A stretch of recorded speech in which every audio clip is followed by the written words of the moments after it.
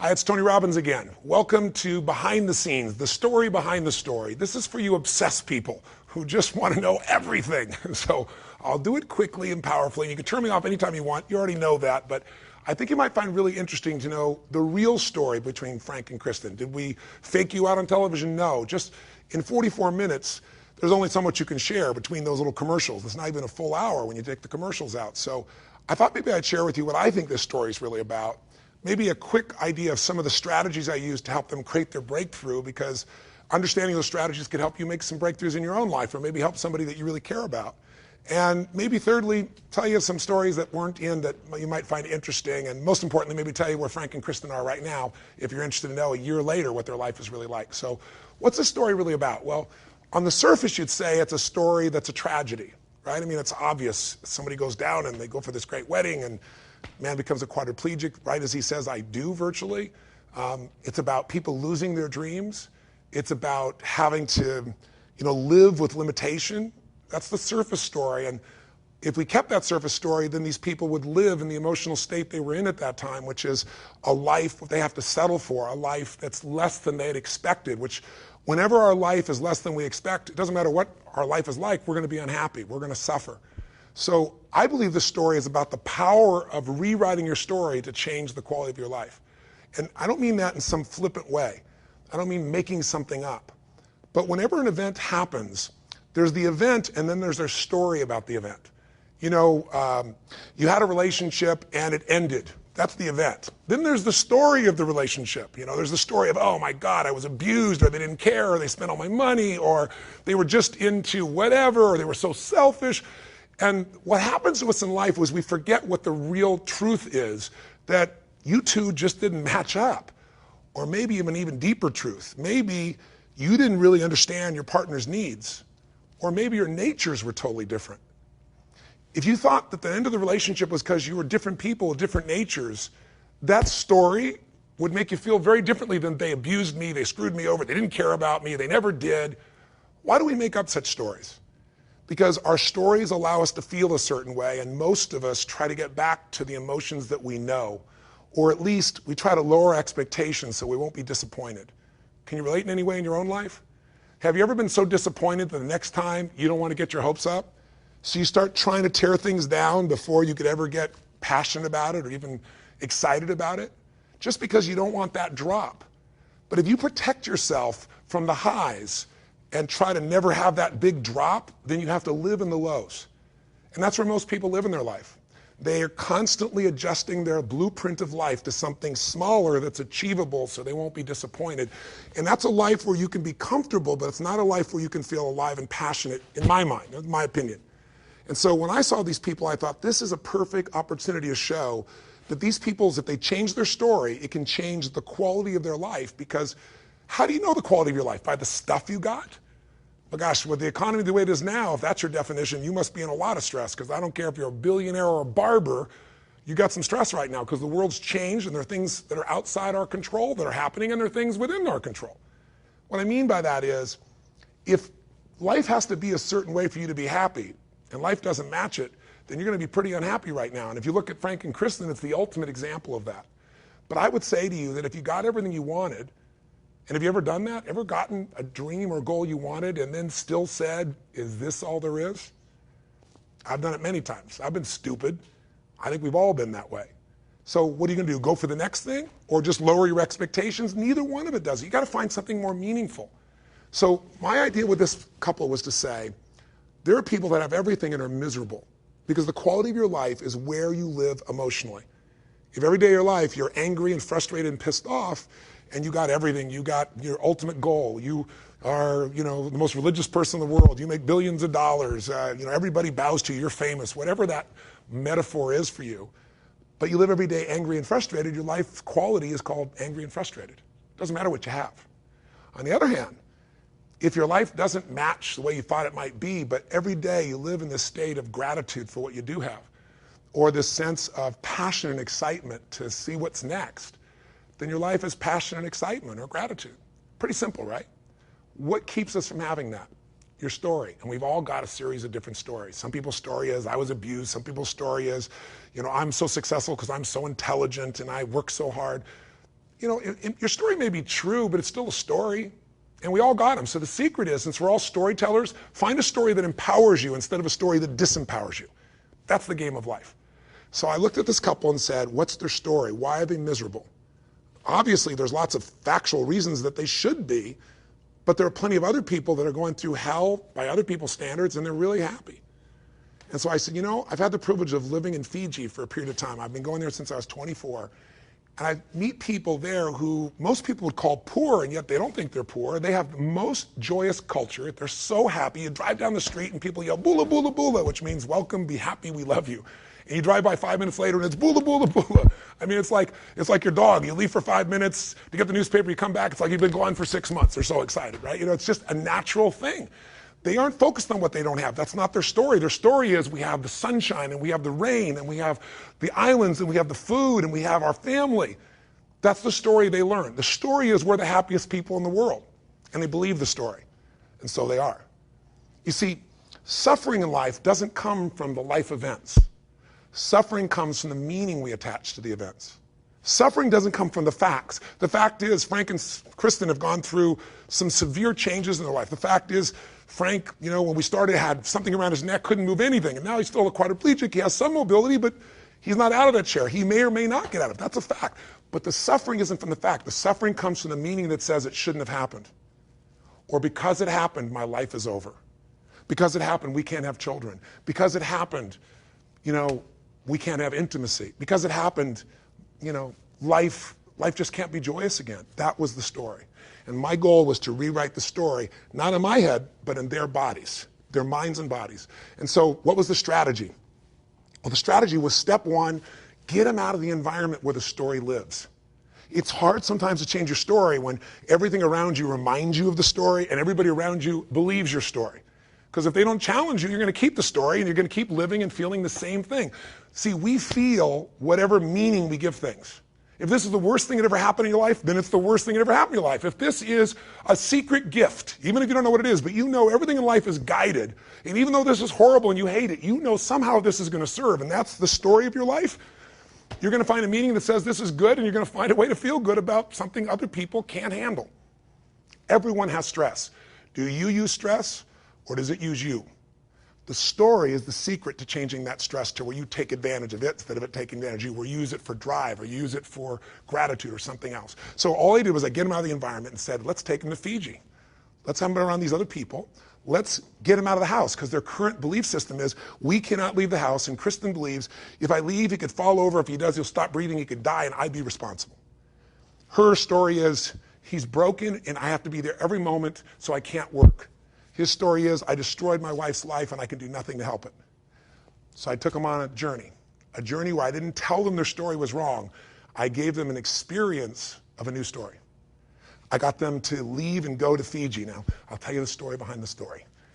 Just a little quick one, right? To get them to leave the house was, that was a big thing. It may not be dramatic on television. We don't even show it, because in 44 minutes, who cares? But you might find this interesting. I decide I got to get them convinced that they're going to leave the house.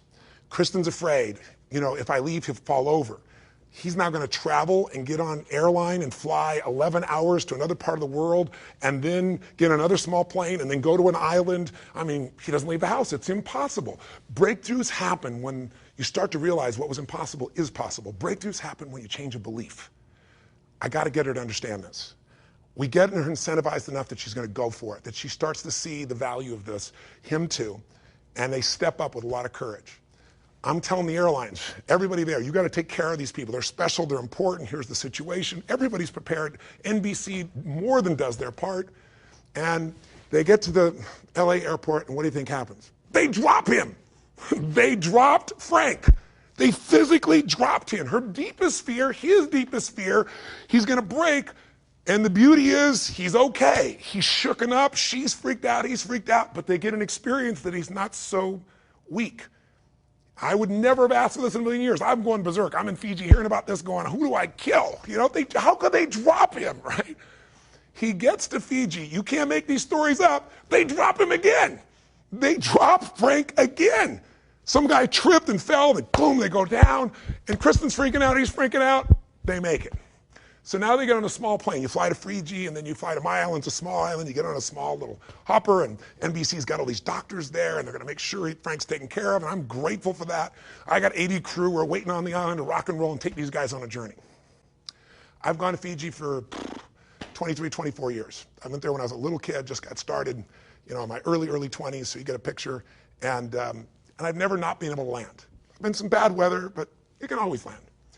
As they're flying, we get like cyclone-like winds, and the plane is turning sideways, and the storm is coming through, and the people on the plane, Frank was actually okay, but they're freaking out going, we can't land, we can't land. We're all standing on the ground. We can see the plane, and they turn around and fly back to the main island, and when they get to the main island, no one's there to take care of them, so they throw Frank in the back of a taxi, right? So now he goes to the taxi. They get on the phone and go, we're out. This is insane. We're done with this. So long story short, we got Frank there eventually, got him on a plane, the weather cleared, and they had the time of their life. And here's the rewrite of the story. Their story was, we went off to have our wedding. We flew to this beautiful land, and we took a leap of faith, and our life ended. And the new story I wanted to write was, we flew to a beautiful land, we took a leap of faith, skydive, the leap of faith of even going on this, and at the end, we had the greatest possible life. We're closer, we love each other more, we're doing things we weren't doing before. And we took them on that journey by using the strategy of getting them to constantly exceed their expectations. To not have a belief, but just do it. And then you'll find out what you're capable of. So whether it's Frank breaking to his wife, or the skydive, or murder ball, or Frank driving his truck, something he couldn't do, couldn't even get the truck built together when he was supposedly able-bodied, we're going to get him to do more than he did before. And suddenly the story is, I'm alive. We're world travelers. I'm a skydiver. I'm a murder ball player. I'm driving my truck 100 miles an hour in the desert. And the final part of the story, as you know, is rewriting their wedding. So you might say, well, that's interesting, Tony. If you're interested in other clips, go online here, and I don't know what we've got. We got different clips that didn't make it because it was a 30-day journey, and we had 44 minutes in primetime television. So there's some cool stuff. I know there's probably stuff there with Frank learning to drive, because before he drove me 100 miles an hour, he had to get in a car with 2 other guys who are murder ball players and try and drive 5 miles an hour and crash. You might see some other details of some of the work that I did with them. Look at some of the clips if you want, but if you want to know where they are today, 1 year later, I'll tell you. 4 months ago, I got a chance to get this phone call and got a kind of crackly sound, and all of a sudden it's Frank going, guess where we are? And I said, where? And he goes, camping. And I said, what? He said, Tone, our life is so changed, man. We thought we couldn't leave the house. We're out here camping. So here's this man who thought his life was over, couldn't do anything, that everything has changed for him. So I'm feeling pretty excited. This is, after 6, 7 months of them, being done with the show. And then 3 months ago, I got a very different call. And that is, I get a phone call, and this time, Frank is to tell me that he has some bad news. And I'm thinking, what? I mean, they've been through so much. What could be bad news at this point? And Frank says, as long as I've known Kristen, I think 3.5, 4 years, he said, she's had these intense headaches, and they've gotten so intense. We took her to the hospital today, and a different doctor looked at her, and it turns out she has a brain tumor the size of a baseball. And then later they said a grapefruit. And as horrific as it was, and I thought, God, if any family deserves a break, this is the family that deserves a break. It's just, why this family? But the beauty, and there's always a beauty, I believe, in things, was that Frank was strong. Remember, Frank's story was, I can't do anything. My wife has to take care of me. I'm a burden. And in this 30-day process, he shifted to taking care of her. He reassured her. He got her out of that pain. Didn't matter if he was in the chair. He got her through the skydive. He got her through it all. Frank took charge and became her man and gave her the strength she needed. She had 1 surgery, and it took, I think, 9 hours, and they couldn't get it all. And then she had another surgery 2 months, about 3 weeks ago. It's 2 months later. And I was with them last night, but about 3 weeks later, and the interesting part, the good news to the story is she got another surgeon. He got it all. She's free and clear of cancer. She's great. And the beauty is I went and saw them last night, just before I was going to come film this. So I had to be associated because I was going to be in Los Angeles. They live in Redondo Beach. And I want to show them the show so they'd see it before it came out. And first of all, they were both glowing. I mean, they're so happy with their life. Frank now, he's moving around. He went to the All-Star game. He saw the home run competition on his own with some buddies, jumped out of the car and made things happen. When she was in the hospital, he got himself up these ramps by himself. I mean, he's gotten so strong. But he's psychologically, spiritually, and emotionally strong and happy. And she said to me, And if you met her, Kristen's an amazing soul. She goes, Tony, it was a blip. She said, it's like after all we've been through, it's like, don't get me wrong, I had my moments. But to be in this situation, I had cancer and I'm through it, it's done. Look at our life, look where we are. And she's demonstrating something that all people who take extreme stress and grow from it instead of being traumatized by it, here's what they have in common. Number one, they find out who they really are. They find out, like you, like me, if you're tested by life and you don't give up, if you don't give yourself a story that you're broken or you can't turn it around, if you really live with it, you're going to find out how strong you are. And the second thing that happens, you find out who your real friends are, your real family. Because when you have tough times, all your Facebook friends go away. Your real friends, they're the ones that are going to be there when it's not fun to be there. Your family, you may have a lot of blood family, but who's your real family? The ones that be for you and you be there for them no matter what. Those relationships strengthen, and Frank and Kristen love each other even more because of this. And thirdly, it's almost like you get a psychological immunity from the next big disaster. Not that you don't feel it.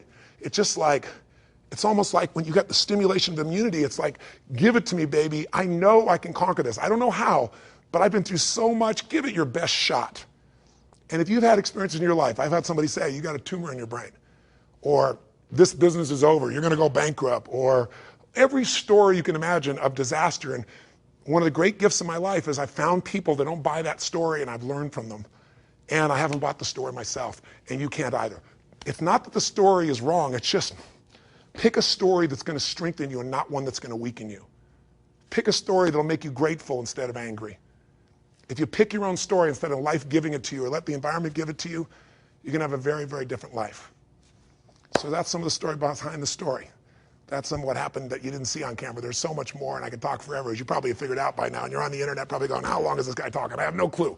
But thanks for watching, and if the spirit of this show touches you, please pass it on.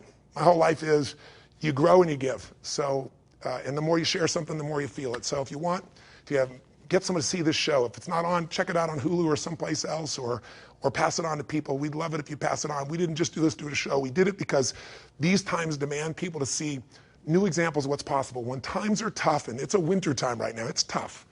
People need role models of people that have made it through it so they know they can do it as well. And Frank and Kristen are that example, or one of those examples. And as corny as it sounds in the end, I think it's the example of love conquering all. They loved each other so much. They did more for each other than they would do for themselves. That's part of the beauty of being a human being. So thanks for listening. I hope you watch our stories next week. There's some clips on here. And if you want to take this story and apply it to your own life and change your life, I got a little breakthrough section that's, one of them is frankly 30 minutes and some are probably 10 minutes. So hang in there, but it'll show you how to use this for your own life to change or to help other people too. That's another clip on the site. I think that's it for now. Live strong and live with passion. God bless.